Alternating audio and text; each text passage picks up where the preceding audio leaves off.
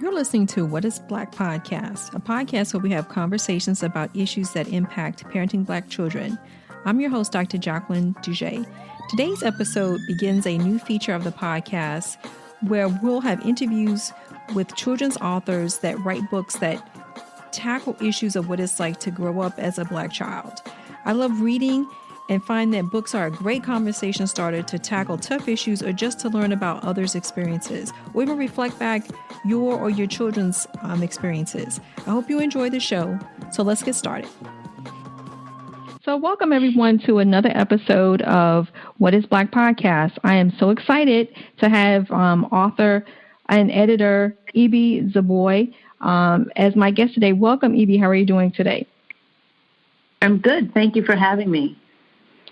So Ibi is like I've been a fan since as I mentioned earlier. I read American Street. I have Pride on audiobook, and when I heard about the anthology Black Enough, Stories of Being Young and Black in America, I was like, oh, I have to track you down to interview for my podcast, because I think this book is, to me, is really the essence of why I wanted to do the podcast. And I had the honor of also speaking to one of the authors in the book, Leah Henderson, earlier, which will be part of this episode. So I wanted to first thank you for writing this book, but also give you an opportunity to introduce yourself and share a little bit more about who you are. Who am I? That's a broad question. In terms of myself as a published author, American Street was my debut novel. Pride is my sophomore novel. And Black Enough it represents my long history of being published in anthologies. I got my first big break in an anthology about 10, 15 years ago. Anthologies were all the rage. As an educator, I always looking for short stories to share with students in anthologies. There aren't enough, and that's part of the reason why I wanted to put together a collection of short stories for teen readers featuring Black authors and Black characters. But that is not the sum total of who I am. And I appreciate that. I probably should have been more specific. So I think right. That introduction about your role, one of your roles as being an author and a writer was important. I know you're more than that, and I think that sort of segues into this discussion about Black Enough. And I think right. When we ask that question, what is Black, and then of course that's also the name of my podcast. But I think to me that's like the essence. Like if again I ask you that general question, so who are you? Or when I ask you that question, so what is it to be Black? So I'm wondering, what are your thoughts about how did that question come about, or how did the title, the concept of the book come about to answer that question, or to even intrigue that question? Well, for me, I was born in Haiti, so I am an immigrant to the United States. I came here when I was 4, and the first neighborhood I moved to was called Bushwick in Brooklyn, New York. And it was, it still is for the most part, it was a mostly Black and brown community. And I had a very sheltered childhood. My mother was an immigrant, and she was kind of very overprotective. Nope, she was very overprotective. So throughout, between the ages about 4 and 10, I watched the world from an upstairs window. And I always felt that like I was an observer, and in terms of watching Black childhood on the street and not never really participating until much later on. And I still feel like I'm an observer of Black American life. I'm part of it. I interact with it. But many times I retreat into myself, into my Haitianness, into my Caribbeanness, and more recently into my Africanness. And when I say African, my husband is half Liberian, which is where my last name comes from. And a lot of my friends are either Nigerian or Ghanaian or Senegalese. some South African friends, and I have many Caribbean friends as well. And over time, I've seen that we have more in common than not. In terms of my Black immigrant friends, we have much more in common in terms of our strict upbringing, our sheltered upbringing, what our parents are the dreams that our parents have for us. So in terms of that, I see the differences and similarities much more clearer as a sort of outsider to Black American identity. However, I participate in Black American identity. For the most part, I do feel like I am more African American than Haitian American. Mm-hmm. But the different parts of myself, my family dynamics, allows me to dip into different aspects of Black or African identity.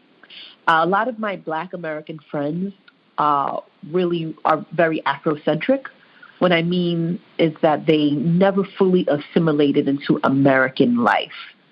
Some of my friends celebrate Kwanzaa, and they wear a cower print, or a lot of them grew up vegan or vegetarian. Many of my friends had natural hair their whole lives, and their parents made it so. When it was uncool to have natural hair, in the 80s as a teenager, or in the 90s as a teenager, they had natural hair. So in terms of that, I have that broad perspective of Blackness. And there's still things that I'm not familiar with, and which is why I invited some of the authors to contribute stories to the anthology. But overall, in terms of the books that are being published for young readers now, from what the media portrays about Blackness, I know for a fact that we are much more diverse. Our culture is much richer than what is presented in the media. And especially because I'm a New Yorker. New York has so many different types of Blackness.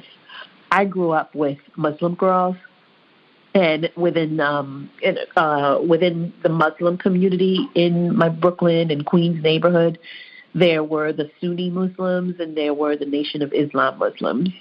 There were the Black American girls who went down south over the weekend, and there were the girls whose family have always been in New York and they can't remember when they migrated up north. And my Caribbean friends, you have the Jamaicans, the Trinidadians, the Haitians, we're all so incredibly different, but so similar in how we engage with Blackness and our culture. And that's where I like to say that we are more African than not. So in terms of the authors that you chose, and there are like 16 additional authors as part of the anthology, how did you go about that process of selecting which authors you choose? And I presume that they were all just ready to go when you asked them. But I was just wondering what that process was to get that diversity in stories and experiences for the book. Well, there were a handful of Black authors publishing. They still are publishing right now. Mm-hmm. It's not a lot comparatively. Comparatively, it's not a lot at all. But to me, I've been writing and trying to get published for almost 15 years, and it's more than we had before. So in that case, the stories that get the most attention are the ones that have to do with issues and Black children in a constant state of duress. My book, American Street, being one of them, and those stories are very important. However, it may be, and because those stories are important and they tend to be very successful, I was wondering whether or not those kinds of stories, that sort of single story of the Black experience, will keep getting published because, one, they are important, and two, they do very well commercially.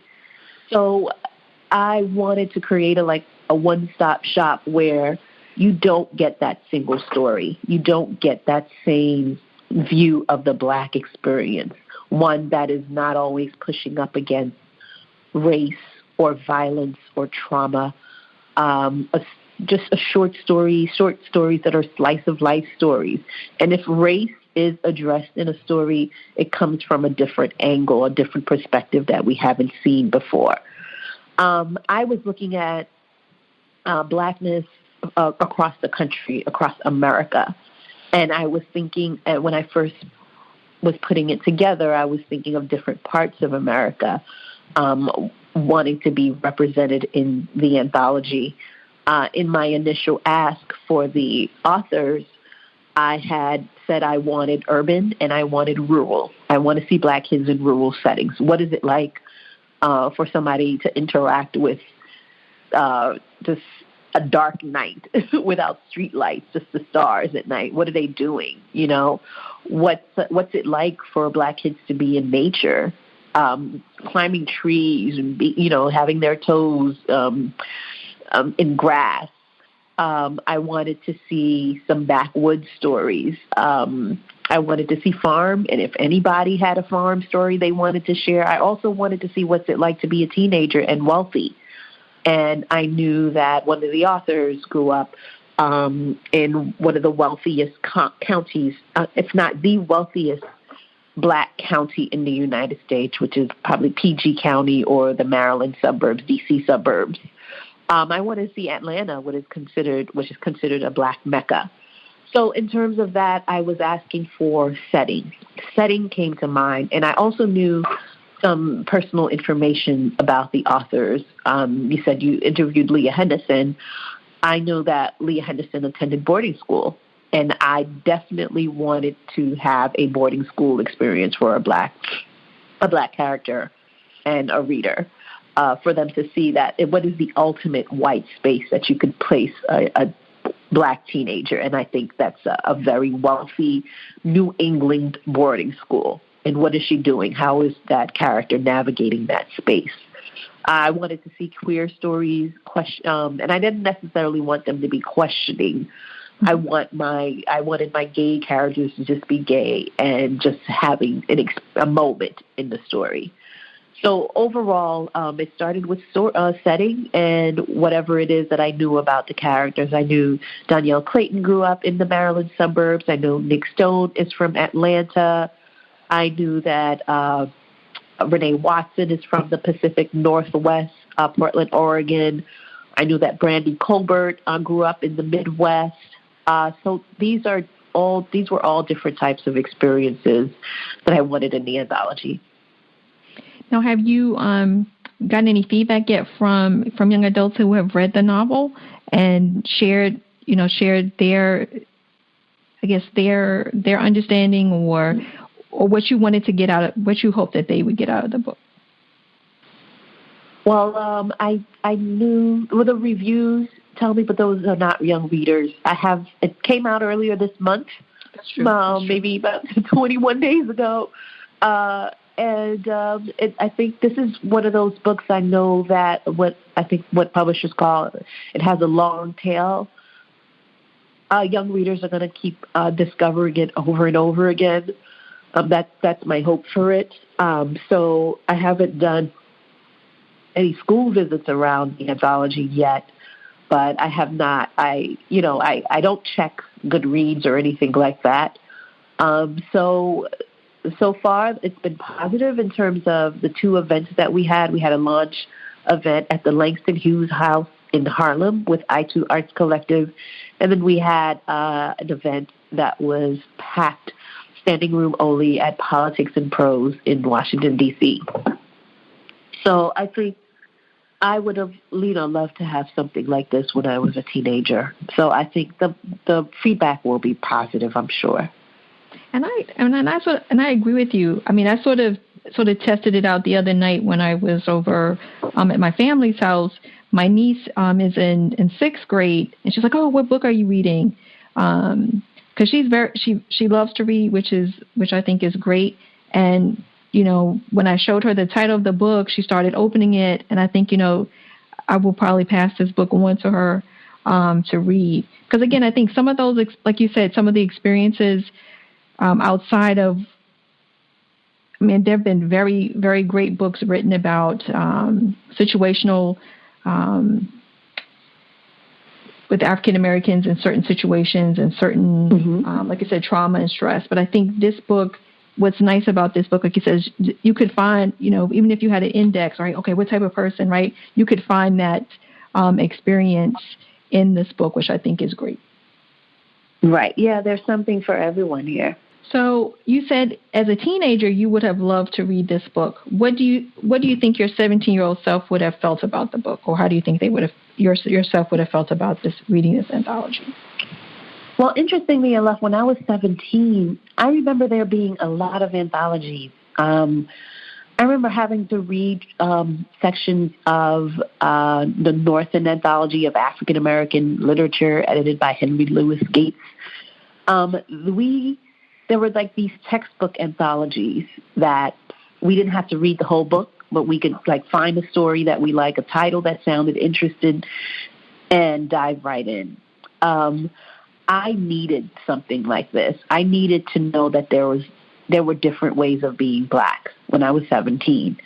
A lot of what I saw in my high school was pop culture, just this obvious way of being Black. At that time, it was the late 90s, and every girl had the same hairstyle. Everybody was wearing the same clothes. I did not know that I could be Black and bohemian, that I could be a Black poet, that I could grow an afro or dreads until I started venturing out of my Queens neighborhood.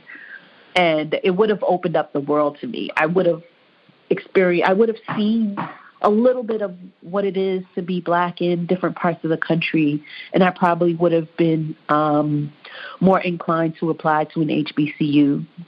I would have been prepared for college and the different types of Black people I met in college. I met people who were from Texas who had mansions. Not that they were wealthy, it's just that the houses are bigger in Texas. And if I read a story like that, I would have had some idea that not every Black teenager lives the way I do. So I had an opportunity to interview. Now I'm gonna misspeak the person's name, but what I got out of the interview was a quote about windows and mirrors, or mirrors and windows, and how those. Rudine Sims Bishop. Yeah. Yes. Thank you. So I didn't get to speak with her, but I got to speak with a professor of children's literature. I'm blanking out, and I apologize. She's great. I need to follow up with her anyway. That she worked with her, and I think she was a mentor. And I love that understanding of, or getting to understand mirrors and windows and how books can be that for kids. And I was just wondering, does that speak to you, or is that one of your hopes for books that you write, or even this anthology? Yes. However, the windows part of that analogy I've been thinking about recently. I wouldn't want the gaze to be there. Okay. It's more, I'm not sure who came up with it, and I'm not sure if it's part of that same talk by Rudine Sims Bishop, the idea of sliding doors, that, you could see through the window, but you have the opportunity to open that door and step into that life. Okay. I would rather readers from all backgrounds to be able to step into the life of a Black teen. And for even Black teenagers to step into their own lives, to step into themselves, and to step out as well, to look at, to see what it is that their experiences and how their lives are unfolding, to see it on the page, right? Mm-hmm. And to be able to assess their lives in that way. And readers who don't share those same experiences, I want them to step into the skin of a character. And for me, I'm a craft nerd. I think good writing is so important, and that's a key to one of those sliding doors. You create empathy with the words that you choose, the setting, the tone, the voice, the character, the plot, so that readers can not only empathize, but they really, really can feel with, to sympathize, to feel what it is that the character is feeling while they're reading the story. Okay, that's a fair point, and I like that. And I hadn't heard about the sliding door, so we'll just add to that. We'll just continue building onto the house. Right. Of opportunities for readers. Before we wrap up, I did want to talk a little bit about your short story that you contributed to the anthology, The Revolution of Nigeria Jones. I won't give too much away, but I was just wondering for you, what was it about the setting that inspired you to write this piece, and what were you hoping, like what were you hoping to do with the character in the setting that you chose? For me, there's one of the most pivotal moments of my adolescence was late high school, 17 to 21, right? That's college age. And I made a huge, I did a 180 at that time. Let's say when I was applying to college, I had a perm, I had relaxed hair, and I was going to be a political science minor, and my plan was to join a sorority, a.k.a. Kappa Alpha. By the time I was almost finished with college, I had a huge afro. I wore only vintage clothes. I was a vegan, and I read a lot, and I was a spoken word poet. Oh. So at that time, it was my professors who influenced me, and I got into I had a new set of friends. I was into very different things. And that's where I found the most joy. And I don't see that sort of mindset represented in literature for young people. Mm-hmm. I had mentioned before that I am fascinated by my friends, my African-American friends who grew up Rasta, who were vegan when nobody was doing vegan. I wanted to highlight that African Americans, the Caribbean American community, were huge on vegetarian and that clean living that we associate with white hipsters. A lot of Caribbean Americans and African Americans were doing it first in Brooklyn, not necessarily first, but my old neighborhood of Flatbush, Brooklyn, has been gentrified, and there are all these like juice bars and vegan places. And I'm like, we had those before the change. So I wanted to really focus on this sort of African-American subculture.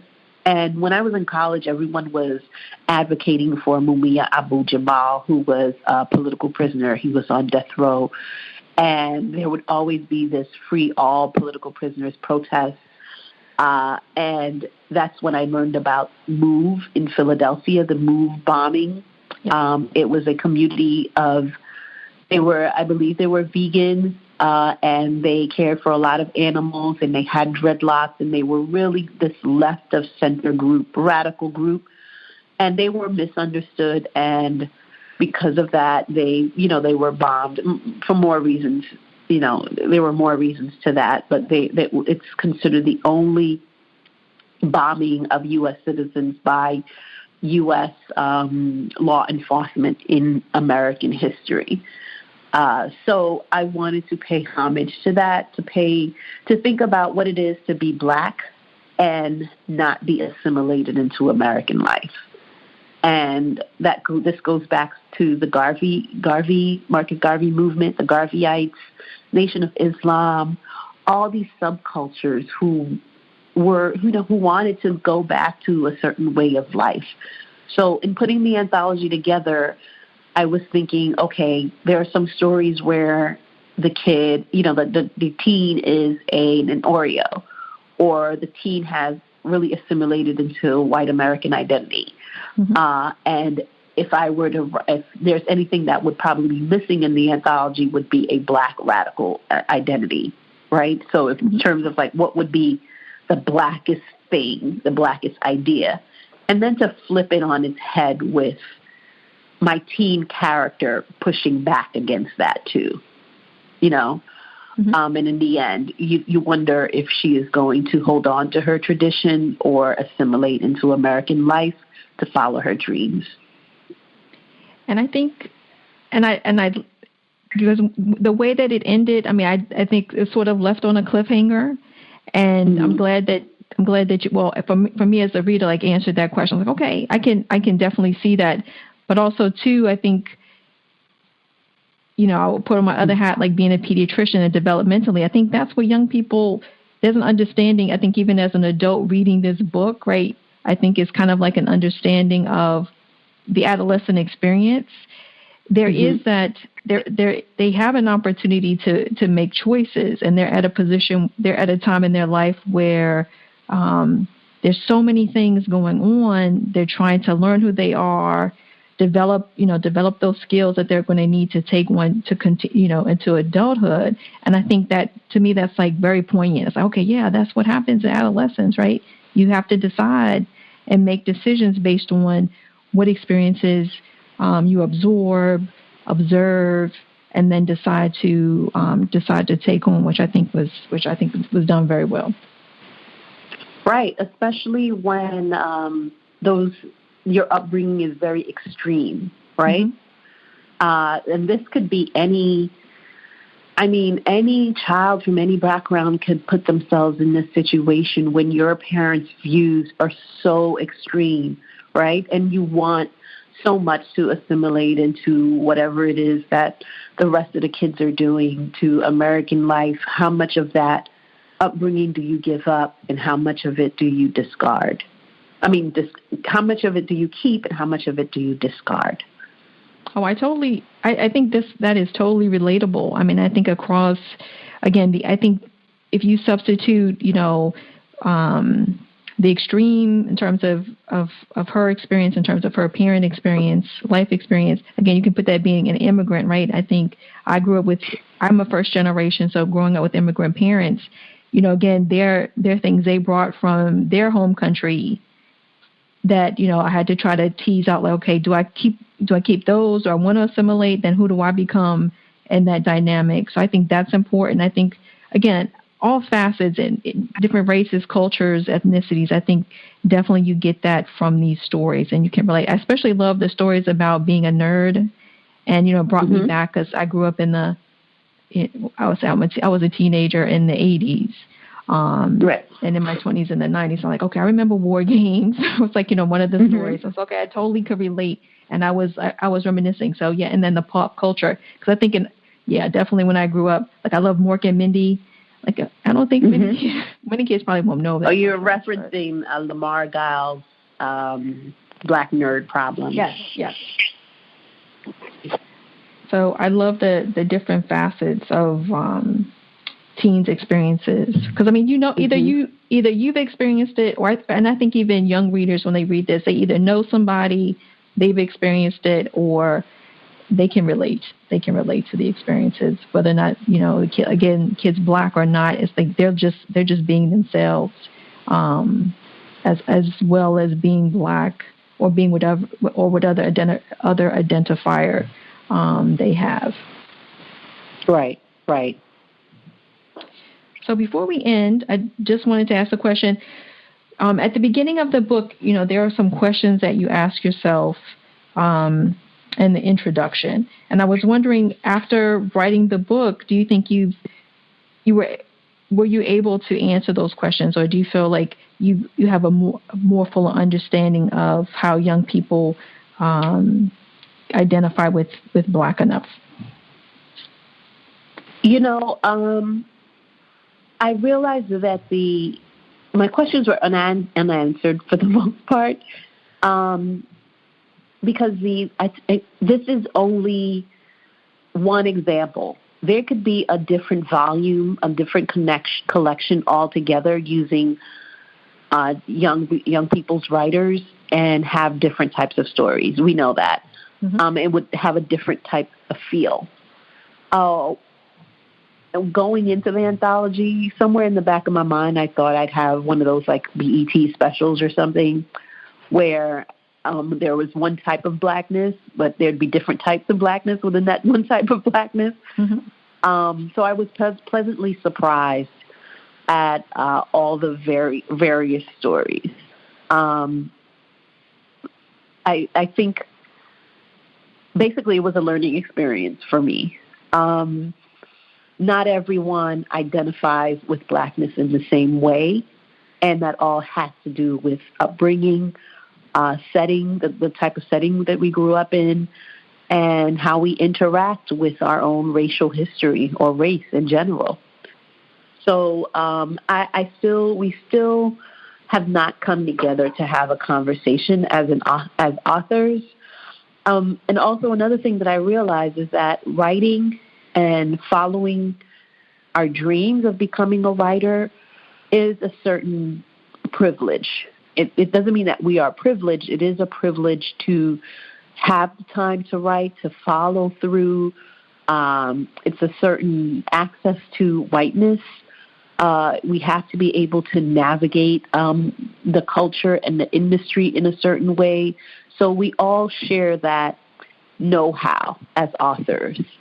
So if I were to do another collection, I would want to find authors who are kind of in these very Black envelopes, or if they've never had to interact with whiteness in the same way that we do, and what sort of stories would come from that experience. I don't have any stories set in Chicago.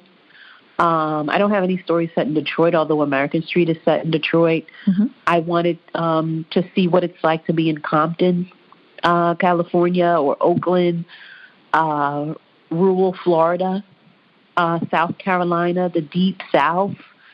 So the anthology can only be as diverse as the authors.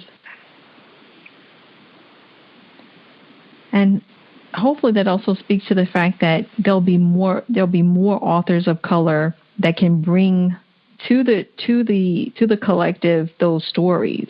So I think it almost sort of like one begets the other.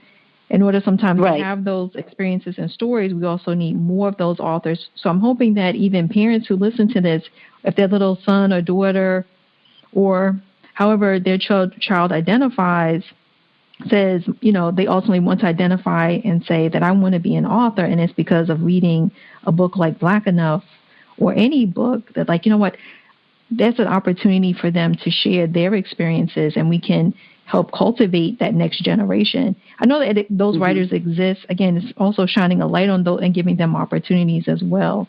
So I look forward to reading those stories, and I also continue to look forward to reading your contribution to the experiences for youth and even adults to enjoy and read.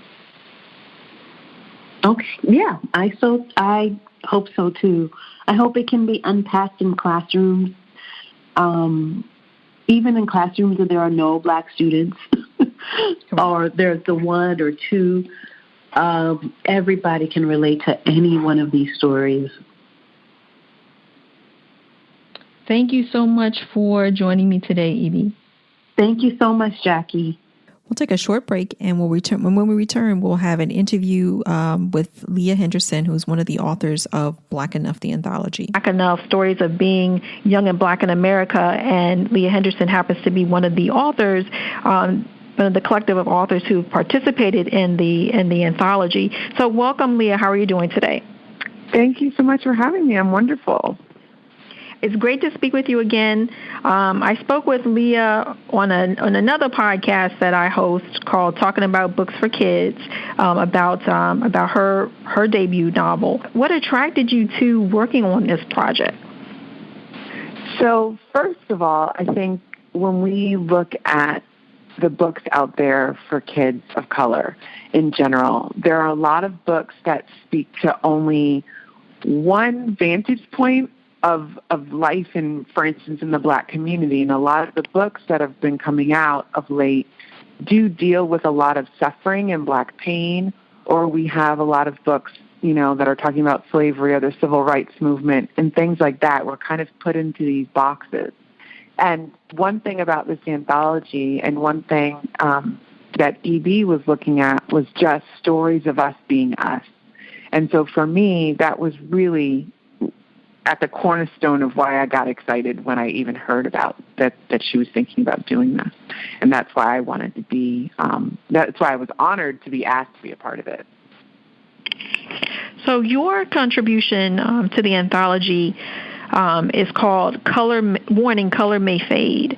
And I had an opportunity, well, definitely reading the book, and I, prior to this interview, read your short story. And I was surprised at how it started and how it ended up. It didn't end as expected for me, but that's why I loved it. And I was just wondering, what was your inspiration for your contribution, The Warning, Color May Fade? So with this story, Ibi, when she was looking at what she wanted to do with the anthology, she was looking at people's personal life experiences and wanted us to pull from those for our stories.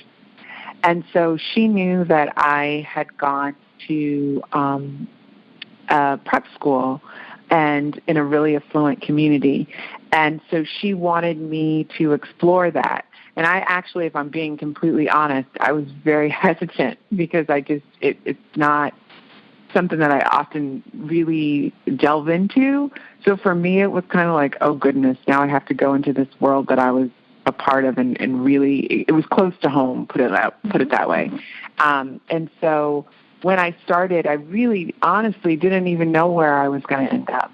And it just kind of took it. I let it take me on the journey, and I kind of figured it out as I went along. But I knew that there were some key components that I wanted to be in there, and one of them is that even when you come from a place of privilege as a Black person, there are still things that remind you of the difficulties of having brown skin. And so it can be on a different level, it can be in a different way, but they're still out there, and there's still things that we have to face, and we have to look at and acknowledge and figure out where we fit with a lot of things. And so that's what I was thinking about when I wrote Warning, Color May Fade. Now, I think what's interesting, and just wanted to circle back to what you mentioned before, sort of what inspired, what really drew you to writing the book, the fact that, the Black experience is not a monolithic or one-dimensional experience. Right. And I was wondering how that sort of shaped, again, your writing of that work. And again, you said it was close, a similar experience that the character, in terms of going to prep school, maybe it's not autobiographical. I'm not trying to say that, but I'm just like how do you draw from that the intent of the book, also a lived experience, right? Because you're African American, I'm African American, but again, we know each experience is different. Like, so how do you draw from that to then to influence the work, and then also how you hope that work will be received? I think anyone will tell you when you're writing, you should really, truly maybe start with writing for yourself and writing the story that you want to tell, and not thinking about the outside world at the onset. The outside world definitely comes into it, but I think when you're trying to put words down on the paper, it can be a way to stifle you when you think about how people are going to interpret your words or the situations the characters are in. So you kind of write for you first.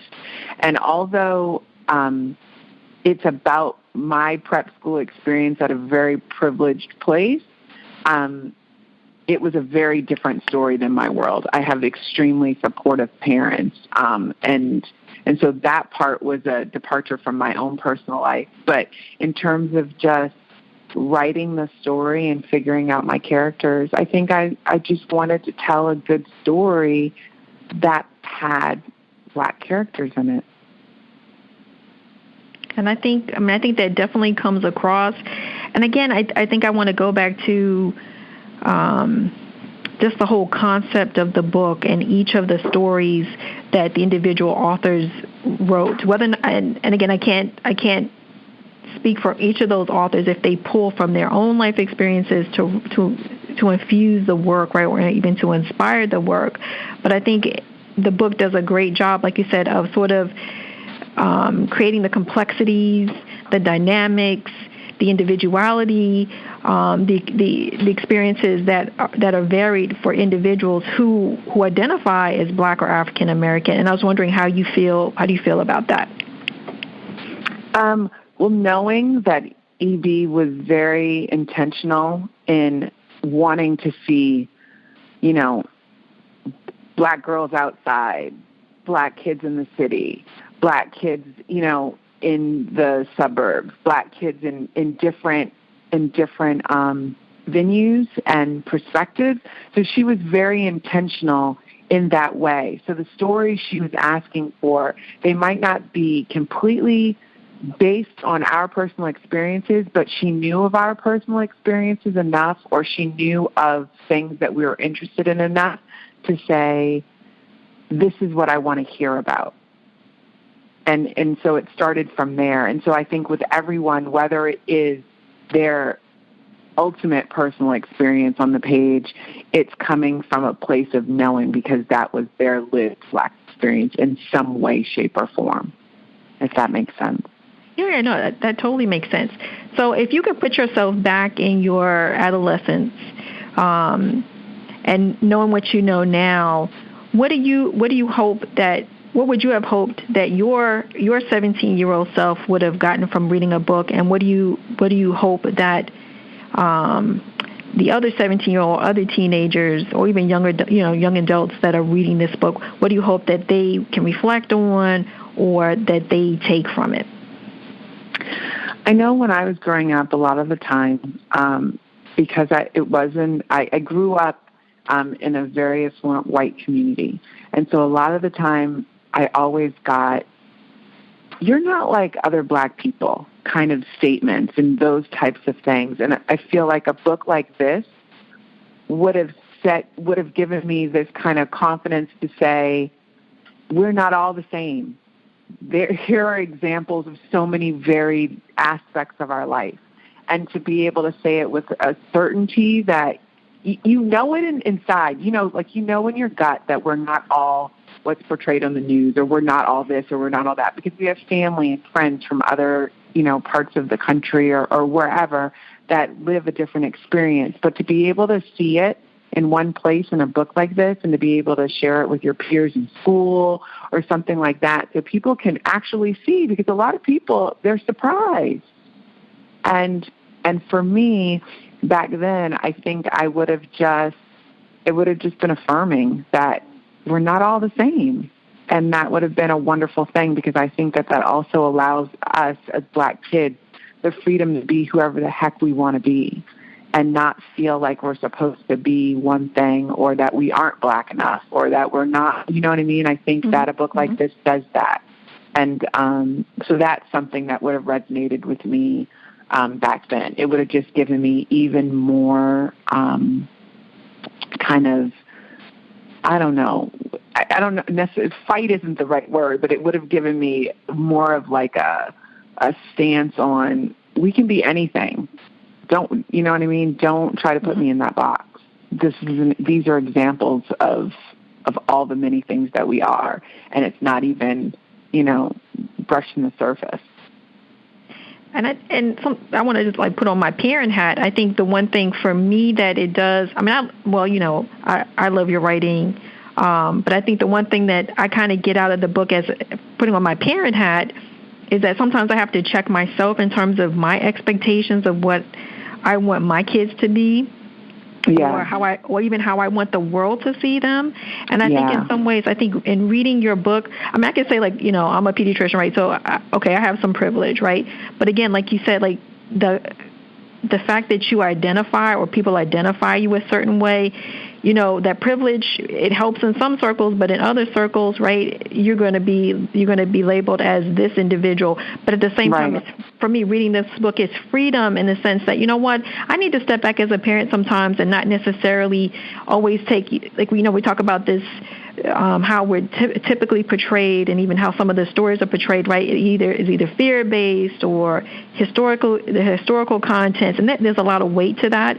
But like you said, a kid being a kid, then I need to take the pressure off my kids and understand that, kids come in different forms or different experiences, and there might be an opportunity for me to then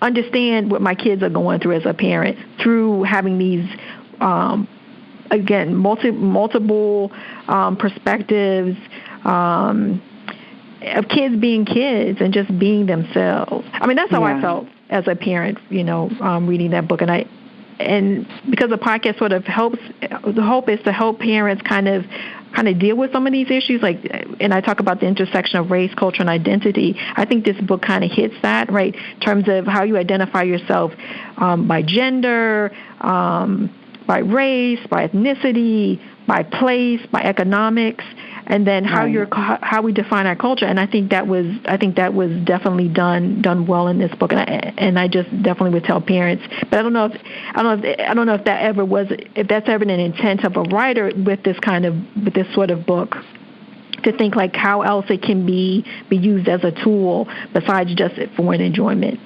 Reading and I think that definitely comes into especially books like this, because it's, there are layers. These kinds of books, there's a lot of layers in there, and I know that I've talked with people before about certain topics where I've written this. If you write something for entertainment, that's great. But then if you can embed within that entertainment levels of understanding for kids that need to know it, that kids are in this experience and understand what those words meant, where somebody else might just take the entertainment value, the kid that needed to hear a certain thing is going to hear that in that book. And then you take it on the next level where parents, like you said, can have a different outlook on some of the things that they're dealing with their own children, or things that they discuss with their kids. This can be an avenue in. It could be a way to talk about things. And so that's another level. And then you go on to the level of teachers in schools where they don't see a lot of kids of color, where they don't see our experiences besides what they get on TV or in magazines or in videos or whatever.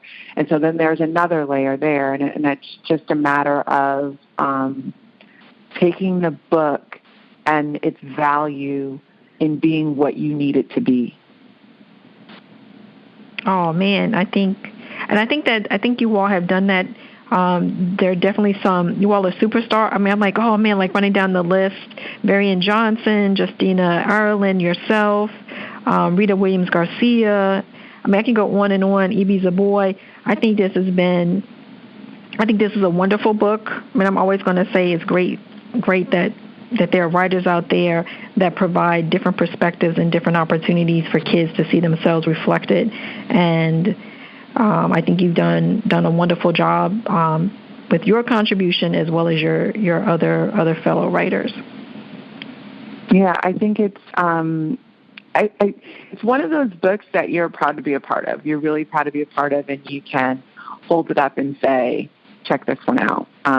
There's hopefully something in there for everybody, and it's one of those things where you say it and you have the feeling that it's definitely true. Thank you so much for talking with us today, Leah. Thank you for having me. It's always a pleasure. Thank you for listening to this episode of What is Black podcast. You can follow us on Instagram, Facebook, or Twitter. Also, please subscribe on Apple Podcasts where you can rate and review us. We'd love to hear your feedback and comments. Until next time.